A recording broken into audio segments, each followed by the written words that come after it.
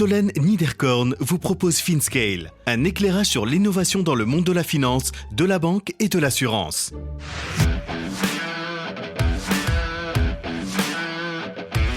La plateforme de l'investisseur moderne. Mounir Lagoun, CEO et cofondateur de Finari à Paris. Je me suis dit, non seulement c'est complètement inutile de maintenir ça, on peut automatiser 99% du travail, et en plus, l'Excel, il est aussi intelligent qu'on le rend. Et donc, si on met des formules hyper puissantes, si on calcule des choses comme le risque, les rendements espérés, etc., si on fait, on peut même faire du backtesting, etc., bon, pourquoi pas. Mais la vérité, c'est que la plupart des gens ne savent pas faire ça, n'ont pas du tout les compétences, et donc, quelque part, ils se limitent énormément. Et nous, ce qu'on s'est dit, c'est qu'on peut construire un outil qui te permet non seulement de suivre ton patrimoine, mais qui va aussi te donner des clés pour mieux investir et pour préparer ton avenir financier. Après une belle expérience chez Captain Train, devenu Trainline, Mounir cofonde Finari. Accélérée par Y Combinator en 2021, la start-up développe une plateforme qui permet de suivre et d'analyser son patrimoine de manière ultra détaillée, qu'il s'agisse d'actifs cotés ou non cotés. Finari a déjà connecté plus de 10 000 plateformes. Nous comprenons que la solution va beaucoup plus loin qu'un simple agrégateur bancaire. Que ce soit l'accès aux tiers, les simulations Monte Carlo, la consolidation au niveau d'une famille, ou encore pour intégrer ses holdings ou pour prendre en considération une fiscalité complexe, Finari se pense comme un outil accessible à tous les patrimoines pour planifier ses finances. Ce mix de compétences financières, produits et marketing de cette petite équipe de 10 personnes impressionne par son excellence opérationnelle. La jeune pousse a d'ores et déjà une communauté très fidèle et active et a su fédérer autour d'elle des investisseurs et advisors de haut vol. Nous allons vraiment dans le détail et regardons ensemble la roadmap produit, les éléments de sécurité et la manière dont l'app a été développée.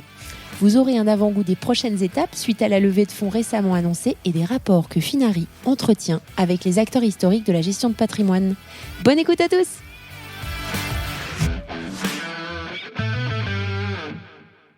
Bonjour à tous, bonjour Mounir. Bonjour Solène. Je suis très heureuse de t'accueillir aujourd'hui sur FinScale pour enregistrer un épisode sur Finari. C'est correct, Finari ou Finari? Finari, c'est correct. Finari. Est-ce que tu pourrais te présenter à nos auditeurs et faire un petit focus, si c'est possible, sur Captain Train, que tu as rejoint et qui t'a lancé dans la tech, j'imagine? Yes. Alors écoute, moi j'ai 31 ans, ça fait à peu près 10 ans que je bosse dans la tech. Mon aventure précédente, effectivement, c'était Captain Train à l'époque. Et chez Captain Train, j'étais responsable de l'Allemagne. Captain Train, c'était une app pour réserver des billets de train. Et donc le postulat, c'était de dire... Il y a plein de compagnies de train en Europe. C'est un marché qui est en train de se libéraliser, très doucement, mais sûrement. Et donc, il y a un vrai intérêt à devenir la plateforme qui permet de réserver tous les billets de train et surtout qui permet de combiner plusieurs compagnies entre elles. Parce que les compagnies ont un espèce de postulat politique qui les bloque et qui empêche de vendre le concurrent. Et en plus, c'est des boîtes étatiques, donc disons que ce n'est pas exactement très rapide. Et donc, Captain Train a été lancé il y a... Je crois que c'était en 2013, c'était il y a assez longtemps. Et moi, je suis arrivé en 2015. Non, ça a été lancé encore avant, en 2011. Moi, je suis arrivé en 2015 ou 2016, je ne sais même plus. Et donc, j'ai développé l'Allemagne et on s'est fait quasiment immédiatement racheter par Trainline, qui est le premier vendeur indépendant de billets de train en Europe. Mm-hmm. Donc, c'est une société qui, à l'époque, était inconnue en Europe continentale, mais qui est une des marques les plus connues au UK. D'accord. Et ils n'avaient pas du tout de présence en Europe, ou très peu. Et donc, ils ont voulu se développer. Donc, voilà, ils ont racheté le Captain Train.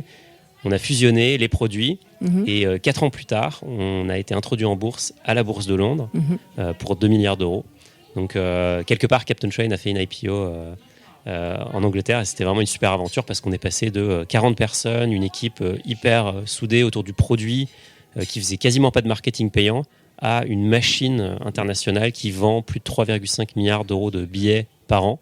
Ouais. Donc un scale incroyable et Trainline était à l'époque détenu par KKR qui est un fonds de private equity qui a d'ailleurs aussi racheté OVH, enfin investi dans OVH pendant que j'y étais. Et donc c'était hyper intéressant de voir l'impact que pouvait avoir un fonds de private equity, la façon dont ils structuraient les deals et finalement la façon dont ils nous ont emmenés jusqu'à l'IPO puisque c'était quand même toujours le plan. Et ils avaient annoncé le plan et ça s'est déroulé sans accroc presque et donc c'était assez hallucinant comme aventure. Top. Et t'es pas allé rejoindre l'équipe pour monter MemoBank? Pourquoi t'as lancé Finari, pardon? Alors l'équipe de MemoBank, elle est partie. Enfin, les gens qui ont monté MemoBank, donc il y a le fondateur de Capitaine Train, Jean Daniel, il y a aussi Michel Galibert qui est son cofondateur. Ils sont partis. Je crois que c'est en 2017. Je me souviens plus exactement, mais c'est relativement. C'est après le rachat, parce que je pense qu'ils avaient fait aussi le tour. Ils avaient envie de faire autre chose. Mais moi, je venais d'arriver en fait. Ouais. Moi, j'arrivais et en fait, pour la petite histoire, le premier jour où je suis arrivé, mon patron de l'époque, qui s'appelle Daniel, m'a convoqué dans son bureau. Il m'a dit bon, j'ai quelque chose à t'annoncer. On va se faire racheter. Donc en fait, moi le rêve Capitaine Train, il a duré 30 minutes. Et au bout de 30 minutes, on m'a dit c'est fini, on va se faire racheter. Et en plus, moi je venais de la finance, donc on me disait c'est KKR qui va racheter. Et donc tout de suite, je me suis dit mais un business, que vient faire le private equity dans une boîte aussi jeune? C'est des gens qui interviennent en late stage, etc.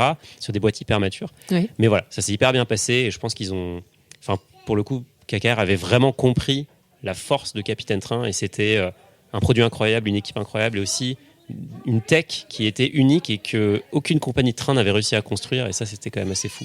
Top. Et donc, alors qu'est-ce qui t'a fait lancer Finari ? Alors Finari, écoute, après l'IPO de Trainline, moi j'avais fait le tour. J'avais pas envie de travailler forcément dans une boîte cotée. Oui. J'avais vécu plein de choses, c'était hyper intense et j'ai beaucoup travaillé sur l'IPO aussi à la fin. Donc j'avais envie de faire autre chose et j'avais envie de me consacrer à mes projets et à mes investissements. Et donc j'ai commencé à pas mal investir avec notamment Julien Blanchet qui est mon cofondateur sur Finari. On a investi dans plein de choses, des actifs hyper diversifiés, beaucoup de sociétés non cotées, des cryptos, etc. Et finalement, on avait toujours un espèce d'Excel qu'on maintenait. Et Le fameux Excel. Le fameux Excel, je pense, tout le monde l'a. D'ailleurs, il y a beaucoup de gens qui m'ont envoyé leur Excel dans les premiers mois de Finari parce que je voulais avoir un maximum, je voulais voir ce qu'ils regardaient en fait. Ouais. Et donc j'ai une espèce de collection d'Excel gigantesque de plein de gens et c'est assez marrant de voir comment les gens structurent ça. Et souvent, c'est des fichiers hyper anciens. Il y en a qui ont ça depuis 15 ans. Et donc je me suis dit, bon, non seulement c'est complètement inutile de maintenir ça, on peut automatiser 99% du travail. Ouais. Et en plus, l'Excel, il est aussi intelligent qu'on le rend. Et donc, si on met des formules hyper puissantes, si on calcule des choses comme le risque, les rendements espérés, etc., si on fait, on peut même faire du backtesting, etc., ouais. Bon, pourquoi pas ? Mais la vérité, c'est que la plupart des gens ne savent pas faire ça, n'ont pas du tout les compétences, et donc, quelque part, ils se limitent énormément. Et nous, ce qu'on s'est dit, c'est qu'on peut construire un outil qui te permet non seulement de suivre ton patrimoine, mais qui va aussi te donner des clés pour mieux investir et pour préparer ton avenir financier. Donc finalement, c'est ça, Finari. C'est une plateforme qui permet de tout suivre au même endroit, 10 000 banques, etc. Mais qui permet aussi de planifier son avenir. Et l'idée, c'est on s'est inspiré de la gestion de fortune aussi pour mettre des outils à disposition de façon hyper simple qui étaient un peu réservés à une élite ou à des gens qui étaient vraiment initiés à ça. D'accord. Alors, les patrimoines des gens qui t'ont envoyé leur fichier Excel, c'était des patrimoines de quelle taille ? De quel ordre ? Alors, de toute taille ? Ouais, c'est patrimoine de toute taille. Alors, généralement, quand tu suis ton patrimoine, c'est que tu en as un qui est relativement conséquent. Aujourd'hui, sur Finari, le patrimoine moyen, c'est à peu près 500 000 euros. D'accord. Mais tout compris. C'est-à-dire, quand tu dis 500 000 euros, c'est liquide, illiquide, tout. Détention immobilière, etc. Tout. C'est le patrimoine brut. Okay. On prend aussi en compte les passifs. Donc, tu peux avoir ton patrimoine net. Ouais. Mais c'est vraiment tout compris. Après, le range de patrimoine, il est hyper large. Ça va de l'investisseur débutant à des gens qui ont plus de 50 millions d'euros. Donc, on est vraiment très large. Et finalement, ce qui connecte tous ces gens-là, c'est qu'ils sont multibancarisés. Donc, en moyenne, c'est 5 établissements financiers qui sont connectés sur la plateforme. Okay. Je pense que si toi, tu fais le compte, je suis sûr que tu as 10 établissements financiers entre les banques, les plateformes d'investissement, ton assurance vie. Et ça, c'est déjà... Si tu fais de la crypto, tu peux en rajouter 3 ou 4 de plus. Donc finalement, on se retrouve avec une multitude de plateformes. Et donc nous, on vient vraiment connecter tout ça. Et c'est ça vraiment le aha moment qu'ils ont. La première fois, ils veulent connecter leur épargne salariale chez Amundi. Bon, c'est possible. Et en plus, ils peuvent connecter tout le reste. Et, donc, et même des banques étrangères. Donc ça, c'est vraiment ça qu'ils viennent chercher. Et après, ils restent parce que ils ont le calcul de performance, mais ils ont aussi des outils dont je parlais tout à l'heure, donc les outils pour planifier la suite. Ouais. Et c'est quelque chose qu'ils n'avaient pas, la plupart de ces gens. Alors justement, on revient sur... C'est quelque chose qu'ils n'avaient pas. Alors moi qui viens du monde de la banque privée, je sais qu'il y a quand même des plateformes qui existent, disponibles au grand public, pas que à des patrimoines importants, qui permettent de faire de la conso. Pourquoi ces solutions-là n'ont pas été utilisées plus dans le passé ? Pourquoi est-ce que votre solution... Enfin, moi, je l'ai testée, je la trouve waouh aussi. Pourquoi est-ce que, jusqu'à présent, il n'y a pas un acteur qui a réussi à s'imposer avec ce produit-là qui ne semble pas, je dirais, sur le papier, si compliqué que ça à mettre en place ? Ouais, je pense qu'on peut faire un peu un parallèle avec Bankin. Je pense que quand tu regardes Bankin de loin, tu te dis, bon, c'est pas très compliqué de connecter des comptes en banque. Sauf qu'en fait, Bankin, c'est 10 ans d'historique et d'optimisation et d'ingénierie qui ont permis d'avoir une app qui est hyper simple à utiliser. Et donc nous, c'est quelque chose qu'on veut faire aussi. Et donc, c'est finalement, il faut des compétences à la fois produits, il faut savoir faire du beau produit, il faut des compétences financières parce qu'il faut comprendre les classes d'actifs aussi pour pouvoir gérer leurs spécificités et il faut réussir à le marketer correctement. Et donc ça, c'est 3 sets de compétences qui sont très différents. Et si on vient de la finance, on n'a pas forcément les compétences produits. Si on vient du marketing, on n'a pas forcément une connaissance financière très poussée. Et donc, nous, quelque part, vu qu'on s'est tellement cassé les dents là-dessus et qu'on a tellement passé de temps à essayer de trouver une solution, je pense qu'on est descendu très très bas dans ce sujet. Et donc finalement, peut-être qu'on est les seuls qui ont vraiment la passion et la patience pour construire quelque chose qui est hyper simple et qu'on peut mettre entre toutes les mains. Aujourd'hui, moi, je ne veux pas que ça soit réservé à une élite et ça soit réservé à une élite, que ce soit patrimoniale, mais aussi des gens qui sont finalement experts financiers. Je veux que ça soit hyper simple à utiliser. Et c'est ça ce qui est compliqué à faire. Et aussi, la deuxième chose, c'est si moi, j'ai pas ta banque principale, si tu peux pas connecter ta banque principale ou ton assurance vie ou ajouter ton immobilier, l'intérêt de Finari, finalement, il est assez réduit. Et il y a beaucoup de ces plateformes qui n'avaient pas il manquait des classes d'actifs. Il manquait des classes d'actifs. Ouais. Typiquement, la crypto, beaucoup de gens l'ignorent. Ok, mais la réalité, c'est que la crypto, on peut ignorer l'innovation, mais c'est même plus. Il n'y a même plus de questionnement si c'est un trend ou pas. Tu vois, il y a des asset managers qui ont des centaines de milliards d'euros d'AUM qui aujourd'hui font de la crypto. Les banques privées font de la crypto pour leurs clients. Alors ils y vont un peu à reculons, mais ils y vont carrément parce que la demande est tellement forte et aussi les rendements sont hyper intéressants et la technologie est incroyable. Donc ça fait partie des portefeuilles. Les titres non cotés, ça fait partie des portefeuilles. Oui. Donc il faut que ça soit là. Et donc c'est vraiment traiter chaque classe d'actifs avec l'attention qu'elle mérite. Oui. Et ensuite faire fonctionner tout ça ensemble. C'est un sacré challenge. J'imagine. Ouais. Justement, on va rentrer dans le moteur. Alors, j'ai une dernière question qui concerne Y Combinator, puisque vous avez intégré la promotion 2021. Est-ce que tu pourrais nous dire un petit mot sur ce sujet-là, à savoir comment est-ce que vous avez été sélectionné et qu'est-ce que ça vous a apporté concrètement ? Yes. Alors, Y Combinator, c'est une histoire assez marrante puisque... Tu peux peut-être rappeler ce que c'est, parce que moi je sais, mais peut-être que les auditeurs savent. Bien sûr. Donc, Y Combinator, c'est un programme de... C'est un espèce d'accélérateur américain, donc basé à San Francisco. Et donc, Y Combinator, leur postulat, c'est de dire on va sélectionner des boîtes, donc très peu de boîtes, on va investir et on va prendre 7% du capital pour $125 000. C'est un deal standard. Peu importe la taille de ta boîte, que tu aies déjà 100 employés ou que tu aies une idée sur un bout de papier, c'est pareil, tu as le même deal. Et ensuite, pendant 3 mois, on va t'accompagner pour te permettre de passer d'une vision ou de quelque chose, d'un embryon de croissance à quelque chose qui soit hyper structuré. On va t'aider à affiner ta vision, on va t'aider à construire ton produit. Et donc, la façon dont ils le font, c'est assez incroyable parce qu'ils ne vont pas faire, en fait, pour toi. Ils vont juste te matraquer des messages et ils vont te dire les choses telles qu'elles sont. Et ils vont te mettre à disposition des gens qui sont... C'est-à-dire te matraquer les messages. Ils vont te dire, par exemple... Ils font du brainwashing. Mais en fait, mais ils le disent. Ils te reformatent l'esprit. Complètement. Ils te reformatent l'esprit, mais finalement, c'est bien pour toi. Parce qu'ils vont te dire, écoute, c'est très simple, c'est si tu ne parles pas à tes clients, tu ne vas jamais savoir ce qu'ils veulent. Donc, tu peux faire tout ce que tu veux. La première chose à faire, c'est de parler à tes clients. Et donc, c'est assez...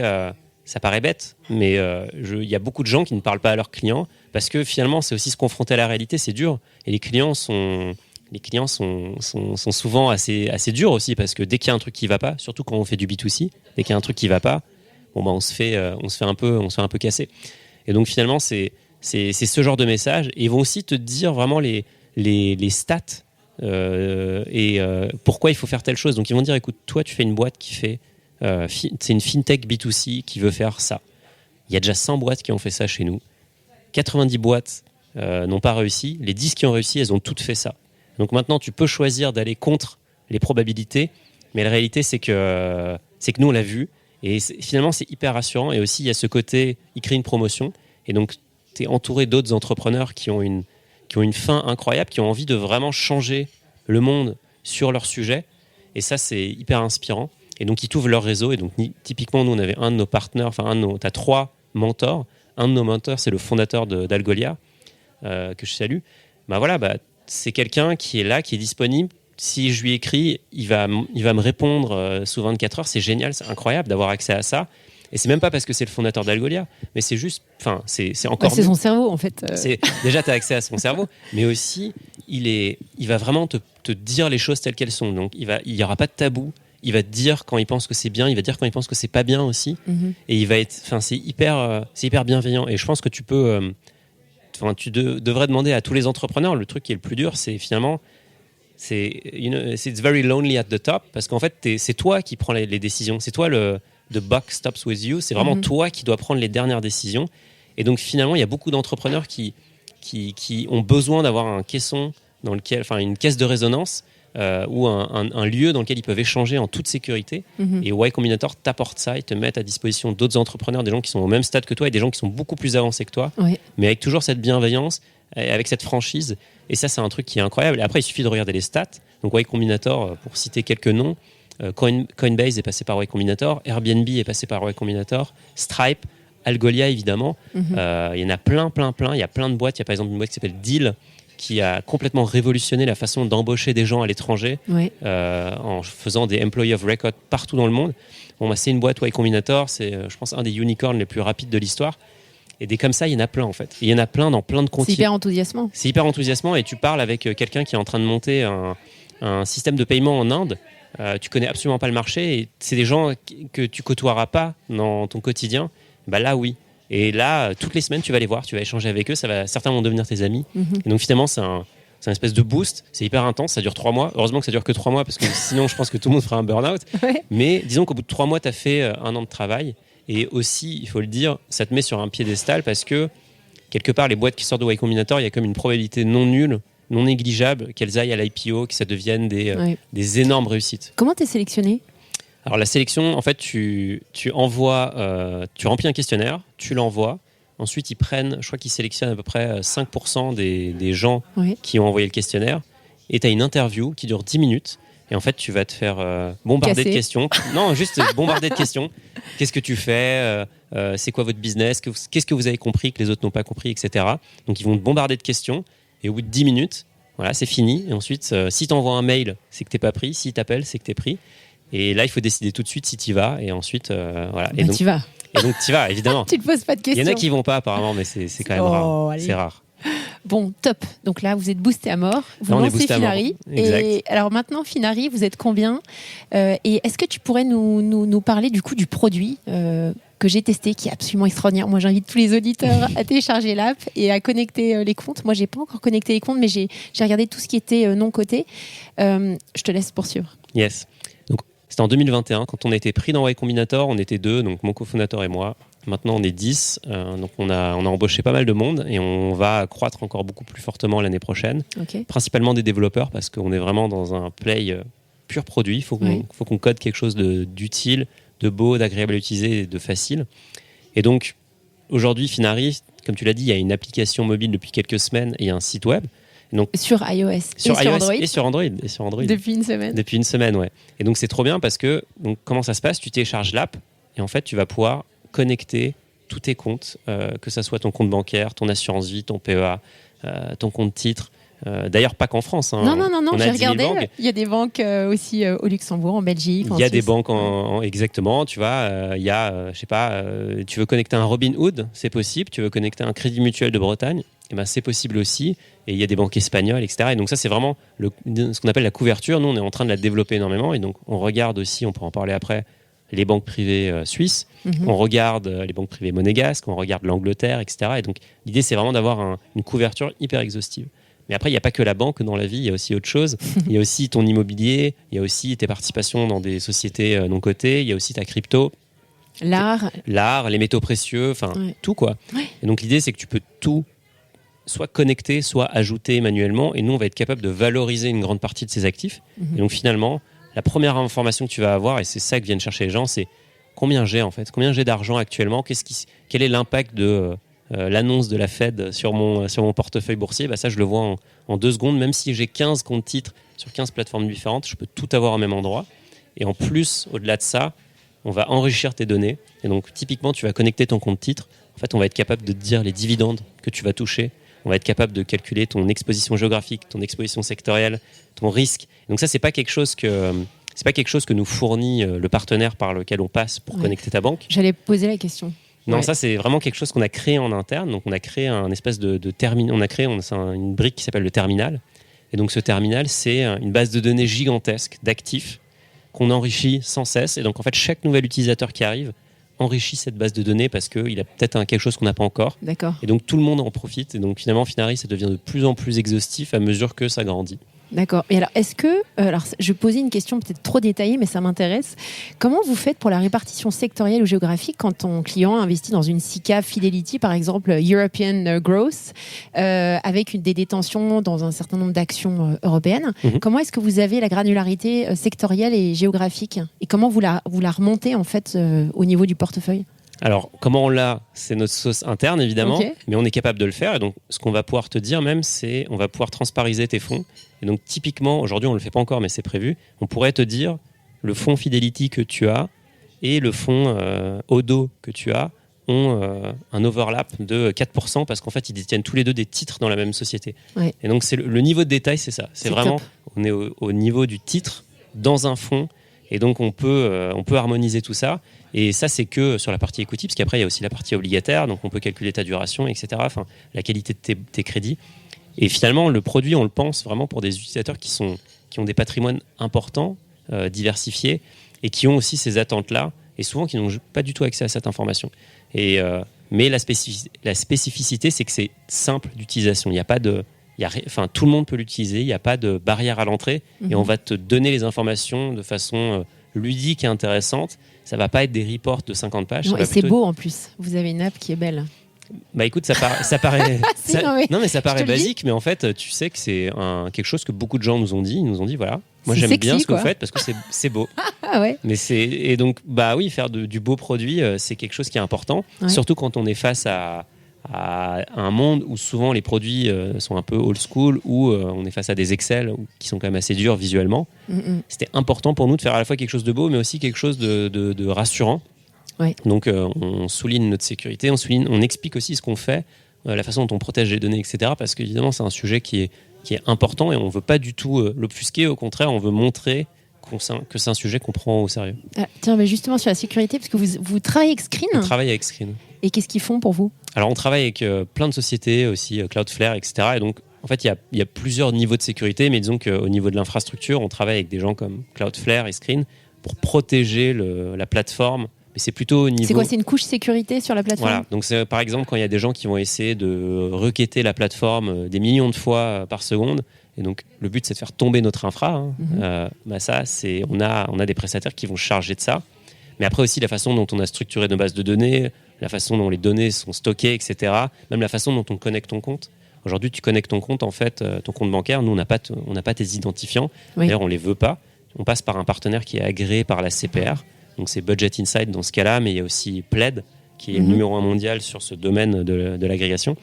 Et donc, nous, on va juste avoir un accès lecture seul à ton D'accord. compte, Ouais. mais on va jamais avoir tes identifiants. Ils ne passent même pas par la plateforme. Ok. Et ça, c'est quelque chose qui est hyper important. Tu connectes à un exchange crypto, c'est une clé API que tu nous donnes. Ouais. Pareil, on n'a pas accès à l'identifiant et on n'en veut pas. Et on ne peut pas trader dans ton patrimoine. Ouais, donc il n'y a pas d'initiation d'ordre. Non, hein. il n'y a D'accord. aucune opération. Ce n'est pas une plateforme qui est transactionnelle aujourd'hui. C'est purement de la visualisation de données. Ok. Et donc finalement, si demain, et d'ailleurs tu peux aussi activer évidemment le 2FA sur la plateforme, tu peux mettre le Face ID ou le Touch ID si tu es sur l'app, Ouais. pour que vraiment ce soit que toi qui puisses accéder à tes données. D'accord, top. Alors, dernière question sur l'app. Est-ce que vous avez donné accès... Est-ce que moi, je peux donner accès, par exemple, à mon comptable ou pas? Ouais, tu Comment peux. ça se passe? Alors tu peux, c'est quelque chose qu'on a lancé il y a très peu de temps sur web pour l'instant, mais ça arrive sur app. Donc comment ça se passe? En fait, tu peux décider. Alors c'est une demande qu'on a beaucoup eue. En fait, on a vu deux types de demandes. C'est je veux partager quelque chose avec un professionnel qui travaille avec moi, comptable, avocat, etc., fiscaliste. Ou alors je veux partager quelque chose avec un ami ou un proche. Voilà, pour peut-être un peu me la raconter ou juste pour lui montrer ce que je fais parce que j'ai toujours la question. Et donc, aujourd'hui, tu peux partager ton profil et donc la façon dont ça se passe, c'est que tu peux sélectionner ce que tu partages. Donc, ton comptable, tu peux dire que tu veux que lui partager tes titres, ton PEA ou ton assurance vie ou ta crypto. Tu peux aussi décider de cacher les montants. si tu veux pas que le comptable sache, tu veux juste montrer ta répartition. Et tu peux aussi ajouter un code de sécurité. Donc, il y aura que les personnes avec ce code qui pourront accéder à ton profil. Et après, tu as la main dessus, tu peux supprimer les liens, etc. Donc, l'idée, c'est vraiment de rendre ça hyper sécurisé. Et c'est assez intéressant, on l'a lancé. Alors, plein de gens nous ont dit les gens partageront jamais leur profil, c'est impossible. Ah bon ? Ouais, parce que il y a plein d'a priori sur la finance, je pense en France. Ouais. C'est tabou, les gens ne veulent pas parler d'argent. Oui, mais avec eToro, les gens ont quand même pris l'habitude. Avec eToro et avec Trade Republic, Ouais. avec la crypto, avec plein de choses. Aussi avec les marchés qui sont fous. Ouais. En fait, soit tu regardes le train passer, soit tu montes dedans au bout d'un moment. Et donc les gens sont montés dedans massivement. Je sais plus la stat, mais c'est énorme. Je sais plus si c'est 500 000 ou 1 million de Français qui ont commencé à investir en bourse en 2020 avec le Covid. Ouais. Voilà, il y a vraiment un shift qui se passe. Et donc, non, les gens ont envie de partager leur profil, les gens ont envie de voir les performances. Et notamment, surtout les gens qui travaillent avec des prestats, ils ont envie de se simplifier la Ouais, vie tout à fait. pour éviter d'envoyer des Excel et des machins dans tous les sens. Génial. Alors, c'est quoi votre modèle d'affaires ? Comment vous gagnez votre vie ? Alors, le modèle d'affaires, aussi hyper important. En fait, quand on a lancé Finari, c'était assez intéressant. Les gens me disaient, mais il y a un loup quelque part parce que votre produit, il est super. Vous revendez de la data ? Exactement, vous revendez de la data. En fait, c'est pas sécurisé. Enfin, c'était vraiment des questions comme ça. On s'est tout de suite dit, on s'y attendait, on s'est tout de suite dit, on va faire un modèle où on aligne nos intérêts avec ceux des clients, on va faire un abonnement. Et donc l'abonnement, ça paraît tout bête, mais en fait, c'est Finari Plus ? C'est Finari Plus, Ouais. exactement. Donc tu peux décider de t'abonner à Finari Plus. Et si tu t'abonnes, tu as accès à toutes nos fonctionnalités, donc notamment toute la partie un peu plus poussée sur l'analyse du patrimoine. Tu vas Ouais. aussi avoir accès à certaines banques internationales. Mhm. Mais tu peux aussi décider d'utiliser la plateforme gratuitement. Donc aujourd'hui, ce qui est génial, c'est qu'il y a beaucoup de gens qui s'abonnent parce qu'ils aiment le produit, parce qu'ils aiment ce qu'ils font, aussi parce qu'ils veulent peut-être soutenir une initiative qui, pour une fois, veut mettre l'investisseur au centre et qui veut aussi un peu inverser le pouvoir entre les institutionnels et les particuliers.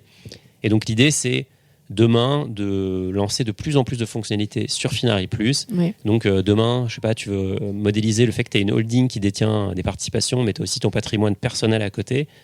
Ça sera dans Finari Plus. D'accord. Tu veux que ton mari ou ta femme ait aussi accès à son patrimoine, mais que vous ayez un dashboard en commun, Ok. ça sera Finari Plus. Génial. Et donc tout ça finalement, et ça on le développe avec nos utilisateurs, donc on se lève pas le matin en disant bon, qu'est-ce qu'on va faire. Non, j'imagine. C'est la conversation en permanence. Et d'ailleurs, tu vois, toi tu m'avais fait des retours, mais des retours j'en ai des centaines de milliers.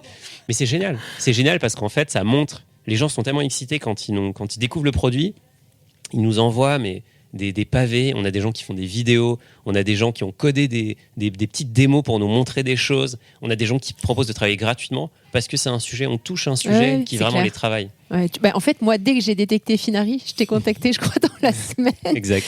Est-ce que tu pourrais nous parler de la roadmap ? Alors, j'invite tous les auditeurs à aller consulter, je mettrai le lien dans la newsletter, mais la roadmap est publique et j'aimerais que tu nous en parles brièvement, parce qu'on n'a plus beaucoup de temps. Yes. Alors, le programme, cette année, c'était vraiment, le focus, c'était on veut construire le meilleur outil pour suivre ton patrimoine. Et donc, il fallait déjà qu'on gère les classes d'actifs, qu'on connecte les établissements, etc.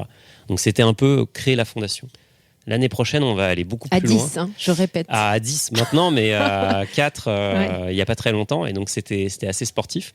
L'année prochaine, l'idée, c'est de vraiment scaler Finari et donc d'aller à l'étranger aussi, de lancer des nouveaux pays, d'améliorer l'application, de lancer énormément de fonctionnalités autour du partage, et d'aller beaucoup plus dans le détail finalement. Et donc, il y aura, on va passer vraiment d'un mode où tu peux très bien suivre ton patrimoine à un mode où tu peux aussi planifier ton avenir. Et donc, D'accord. on a lancé une simulation de Monte-Carlo qui est quelque chose, je pense, qui est assez unique parce qu'en un clic, tu peux la lancer, 5000 simulations. Mais aujourd'hui, c'est pas très flexible. Demain, ça le sera beaucoup plus. Et en fait, tu pourras te construire ta roadmap financière. Finalement, c'est ça le but de Finari, c'est de devenir ton compagnon pour construire ton avenir financier. La plupart de nos utilisateurs ne veulent pas forcément devenir hyper riches, ils veulent plutôt être ils veulent être préparés, ils veulent devenir indépendants financièrement peut-être, ils veulent en tout cas avoir la certitude qu'ils sont sur la bonne voie. Ça, en fait, la réalité, c'est qu'aujourd'hui, c'est très dur de le savoir. Et donc, l'idée, c'est de vraiment transformer Finari en une plateforme qui permet de faire ça. Et donc, dans la roadmap produit, est-ce que tu pourrais nous donner un avant-goût de ce qui nous attend sur la plateforme ? Ce qui nous attend, c'est vraiment la capacité de planifier ton avenir de façon hyper fin. Donc concrètement, pour donner un exemple, tu vas pouvoir dire, moi je compte acheter une maison dans 4 ans, je compte arrêter de travailler dans 10 ans, et je pense toucher un héritage dans X. Et en fait, nous, on va pouvoir modéliser ton avenir financier. Modéliser ton avenir. Tu penses aussi qu'il y aura peut-être une crise. Eh ben, ok, regardons. Tu pourras D'accord. backtester les hypothèses que tu fais. L'idée, c'est pas de dire voilà, c'est du backtesting, c'est génial. Même si on ne dit pas que c'est du backtesting, finalement, c'est plutôt de mettre à disposition ça de façon hyper ludique. D'accord. Donc, tu pourras vraiment construire ta roadmap financière. Ensuite, on va aller beaucoup plus loin dans la partie analytics, reporting. Tu pourras avoir ton TRI sur absolument tout, tu pourras avoir des graphiques, tu pourras comparer ta performance à un benchmark, tu pourras même construire ton benchmark composite si ça t'intéresse, pour voir où tu te situes. Et l'idée, c'est aussi d'emmener progressivement les utilisateurs vers l'optimisation de leur patrimoine. Et donc il y a beaucoup de choses qu'on explore en ce moment, mais on a vu que les emprunts, c'était un sujet qui a été très mal compris. Et donc il y a beaucoup de potentiel d'amélioration parce que c'est des grosses sommes généralement. Tu empruntes sur 20 ans des centaines de milliers d'euros, voire des millions. Ouais. Donc économiser 0,5% sur un emprunt, c'est énorme en fait. Donc on va travailler, on va vraiment te donner des clés qui aujourd'hui sont pas visibles, mais on va te donner des clés pour que tu puisses économiser des frais, pour que tu puisses gagner plus et pour que tu puisses dépenser moins dans des produits qui ne sont pas forcément performants. Et donc l'idée, c'est vraiment d'aller beaucoup plus loin là-dedans. Et on réfléchit aussi à permettre l'investissement directement sur la plateforme.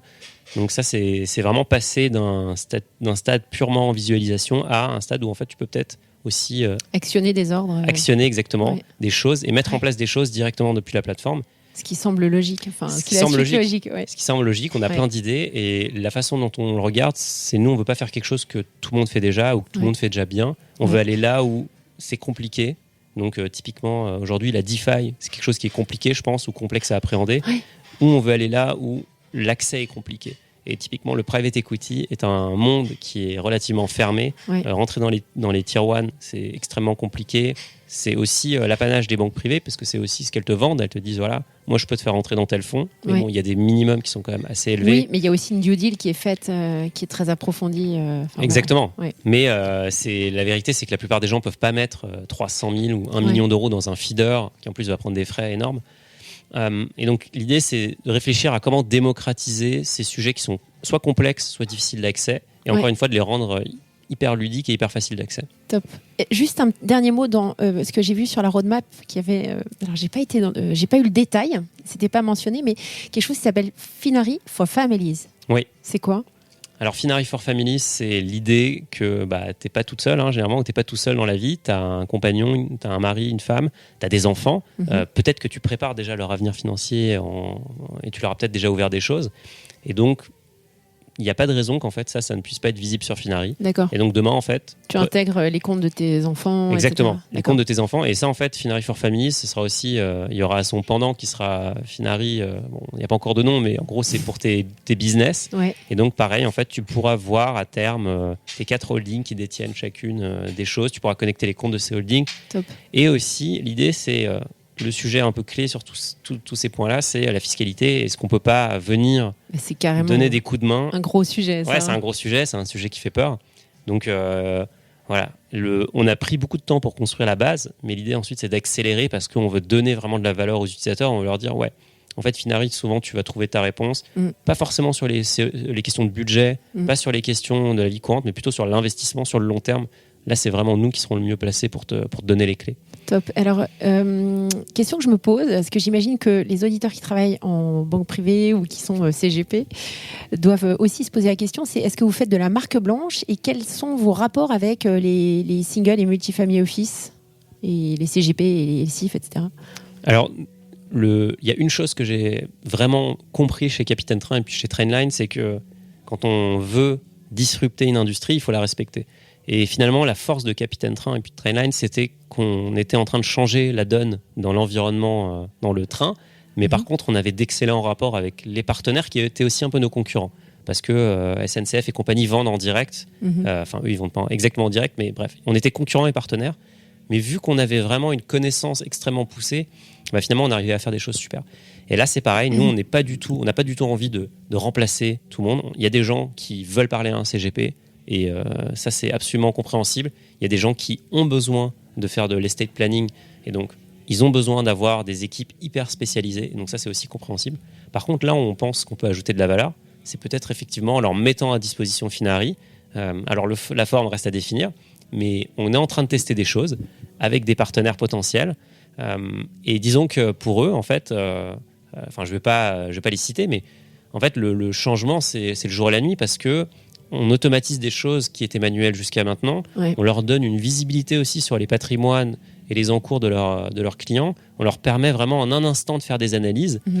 Et pour la petite histoire, il y a des CGP qui nous ont contactés en fait en nous disant voilà, moi j'utilise Finari pour mes clients, pour faire des simulations, pour leur montrer ce que je pourrais faire, pour m'éviter de devoir mettre à jour, tu vois, mes documents, etc.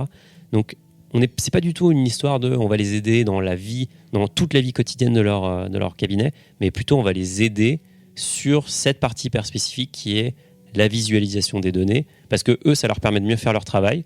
Le client est content parce qu'il a un super outil qui est hyper exhaustif, où il a les encours placés par le CGP ou le banquier, mais aussi tout le reste. Mais après, attends, si vous donnez accès à du transactionnel, ça peut aller beaucoup plus loin aussi. Exactement, parce qu'en fait, pareil, en parlant avec eux, alors ça c'est vraiment, nous, c'est la façon dont on fonctionne, c'est qu'on fait de la recherche en continu, et donc d'ailleurs il y a des multifamily office qui ont investi dans Finari, enfin des singles et des multifamily office, parce qu'évidemment ils voyaient le problème, la plupart avaient essayé de développer l'outil chez eux, mais ils voyaient que c'était pas du tout leur compétence en fait. Ouais.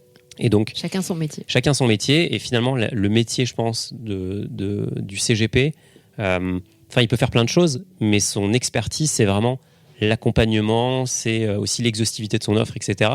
Est-ce que c'est de développer son outil en interne pour suivre le patrimoine ? Peut-être, mais je pense que c'est un des focus énormes. Et vu l'énergie que nous, on y met pour le faire, c'est clair. Je me dis qu'il faut quand même se lever assez tôt pour faire la même chose. Et donc finalement, et c'est ce qu'on voit, la plupart des gens nous disent, voilà, nous on a regardé pour le faire en interne, maintenant on a décidé d'acheter quelque chose en externe, et c'est beaucoup plus efficace. Oui, donc c'est quelque chose qu'on explore, c'est quelque chose, je pense, qui a vocation à grandir.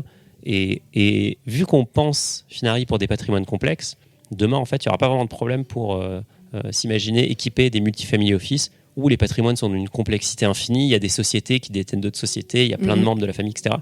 Mais en fait, Finari est pensé pour ça.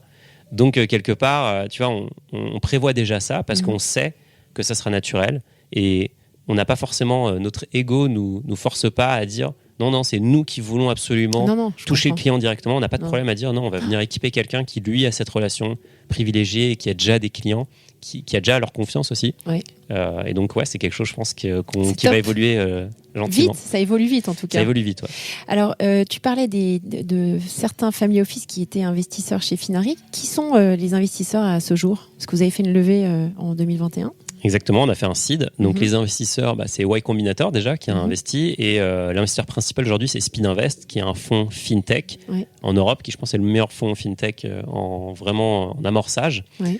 Et donc ils ont fait N26, ils ont fait Bitpanda par exemple. Donc c'est vraiment des très gros noms. Ils ont fait Luco d'ailleurs aussi en France, une super réussite dans l'InsurTech. Ouais.